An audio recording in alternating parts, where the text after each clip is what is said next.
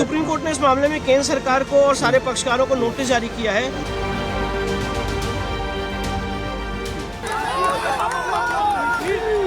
UGC लागू होना चाहिए था पूर्ण रूप से। छात्रों के साथ जाति के आधार पर हो रहे भेदभाव को रोकने के लिए यूजीसी के बनाए नए कानून पर सुप्रीम कोर्ट ने रोक लगा दी है।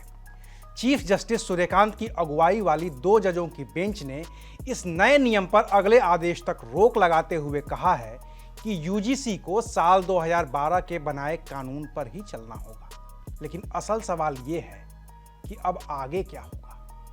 क्या जो छात्र, छात्रों के संगठन और सामान्य श्रेणी से आने वाले नेता बड़े पैमाने पर इस कानून का विरोध कर रहे थे, उनका प्रदर्शन थम जाएगा?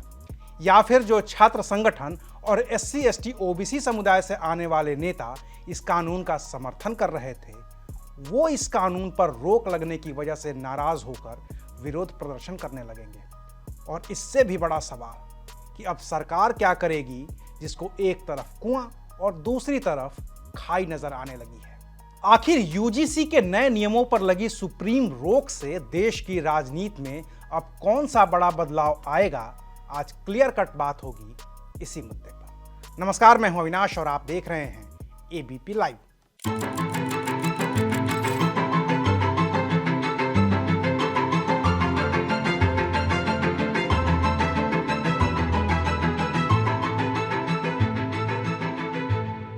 13 जनवरी 2026 वो तारीख थी जब यूनिवर्सिटी ग्रांट कमीशन यानी कि यूजीसी की ओर से एक गजट जारी किया गया। गजट का नाम था promotion of equality in higher education institutions regulations 2026। इसका मकसद था देश के हर शिक्षण संस्थान में भेदभाव के खिलाफ एक मजबूत और एक जैसा कानून लागू करना। लेकिन इस कानून के कुछ प्रावधानों और कानून की भाषा से न सिर्फ छात्रों बल्कि सामान्य श्रेणी के आने वाले नेताओं को भी गंभीर आपत्ति थी और उनका मानना था कि इस नए कानून की वजह से सामान्य श्रेणी के छात्रों को हमेशा के लिए दोषी मान लिया जाएगा। इसको लेकर पूरे देश में विरोध प्रदर्शन हुए।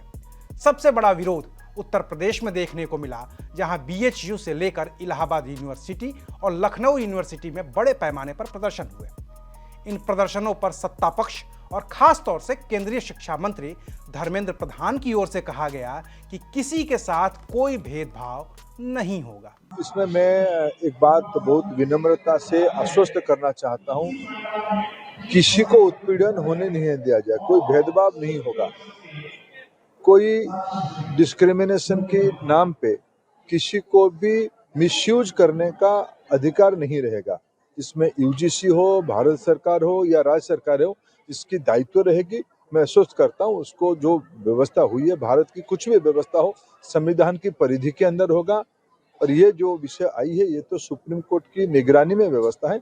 इसमें आश्वस्त मैं फील करना चाहता हूँ, कोई भी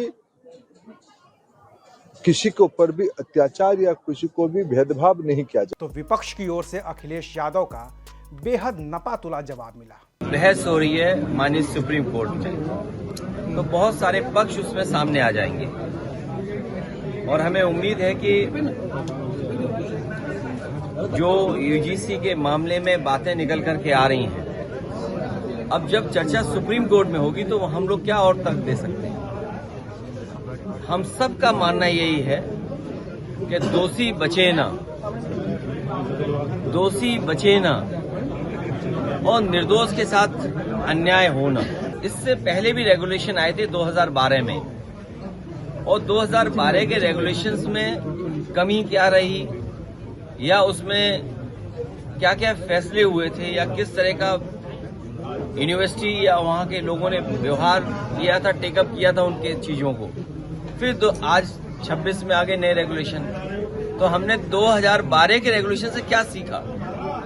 और जब हमारा संविधान कहता है कि हम कहीं भेदभाव नहीं कर सकते, तो संविधान और जो हमारे तमाम कानून हैं उसके बाद भी भेदभाव होता, अन्याय होता है समय समय पर। वहीं मायावती ने इस नए कानून का खुला समर्थन किया, तो दक्षिण भारत के चुनावी राज्य तमिलनाडु के मुख्यमंत्री एमके स्टालिन ने भी इस नए कानून का खुले दिल से स्वागत किया था। लेकिन इस राजनीतिक बयानबाजी के बीच प्रदर्शन चलते रहे और कई जगहों पर पूरा गुस्सा बीजेपी और केंद्र सरकार के खिलाफ भी फूटा, जिसमें कई बीजेपी नेताओं ने अपने पद से इस्तीफा भी दे दिया था।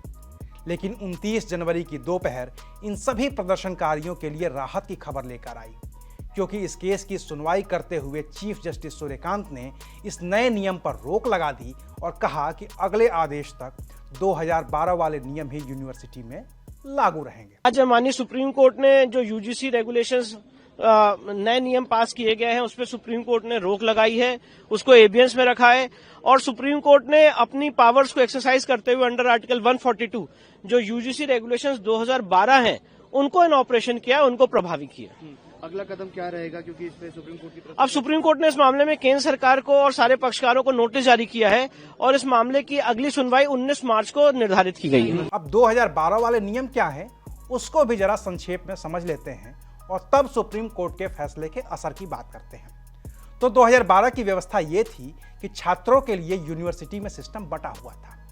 SC ST छात्रों के लिए अलग एंटी डिस्क्रिमिनेशन सेल होती थी, महिलाओं के लिए अलग शिकायत तंत्र होता था, दिव्यांगों के लिए अलग नियम कानून थे जो उनके साथ किसी भी तरह के भेदभाव को रोकते थे। लेकिन पूरे कैंपस के लिए एक ऐसा कॉमन, सख्त और समय सीमा में फैसला देने वाला सिस्टम नहीं था।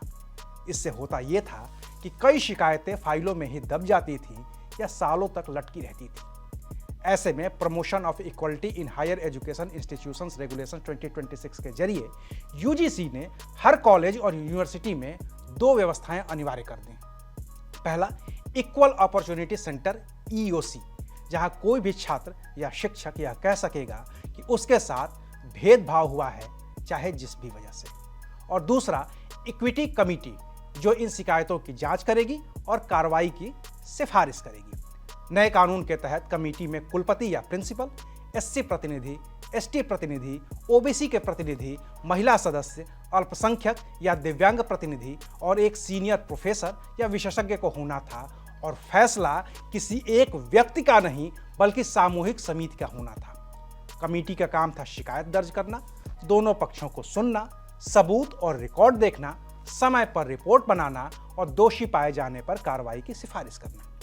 लेकिन असली विवाद यहीं से शुरू हो गया, क्योंकि इस समिति में ऐसा कोई प्रावधान नहीं था कि सामान्य श्रेणी से आने वाला कोई छात्र या शिक्षक इस कमेटी का सदस्य हो सके। लिहाजा सामान्य श्रेणी के छात्रों ने नए कानून के विरोध में आंदोलन शुरू किया, जो सड़क और यूनिवर्सिटी कैंपस से निकलकर सुप्रीम कोर्ट तक पहुंच गया। और आखिरकार सुप्रीम कोर्ट ने इस नए कानून पर रोक लगा दी।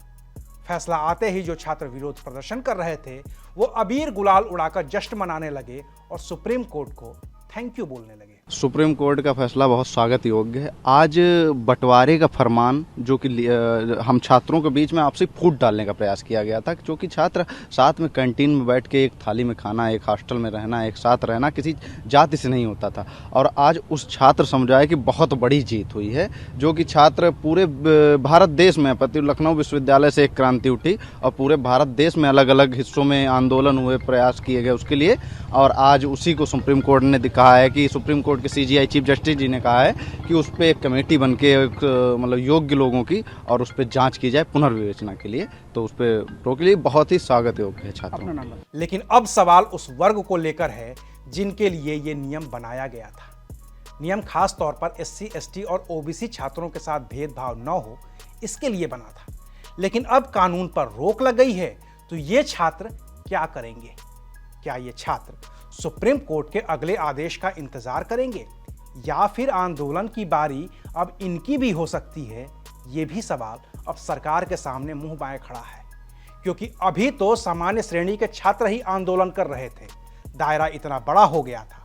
अगर SC ST और OBC वर्ग के छात्र आंदोलन पर उतरे तो उसका असर कितना व्यापक हो सकता है, आसानी से अंदाजा लगाया जा सकता है।